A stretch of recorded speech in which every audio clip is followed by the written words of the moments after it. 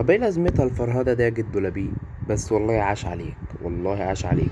طبعا السلام عليكم ورحمة الله وبركاته. ازيكم؟ انا عاملين ايه؟ اتمنى قبل ما نبدأ الفيديو اعمل لايك وسبسكرايب ودعمنا بكلمة، وانزل قول رأيك في الكومنت، وصلي على سيدنا النبي وادعي لغزة.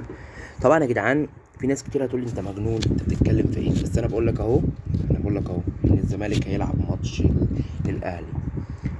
الزمالك هيلعب ماتش الاهلي واحتمال بنسبة 90% ان هو يلعب ماتش الاهلي، وده اللي هنشوفه في الساعات القادمة. بس 90% هيلعب ماتش الاهلي، لان ادارة الكابتن حسين لبيب ادارة فهمانة، وبحييهم على المواقف اللي هم بيعملوها ديت.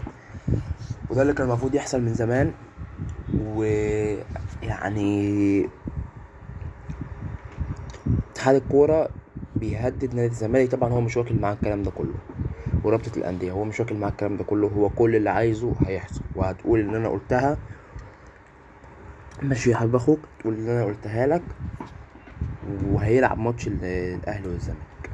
طبعا في بيان طلع، في فيديو طلع كده لدونجا، هو في مذيع بيقول له هتلعب ولا لا. دونجا قال له اه ان شاء الله، قال له اه هنلعب، او قال له اه ان شاء الله هنلعب. فده بيؤكد ان الزمالك هيخوض ماتش الاهلي.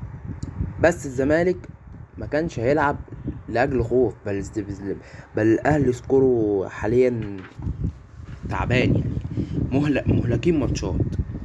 فانا بقول لك اهو يا حبيب اخوك، ان الزمالك هيلعب ماتش الاهلي وهيكسب الاهلي. واسمع مني، وما تنساش تعمل لايك وسبسكرايب.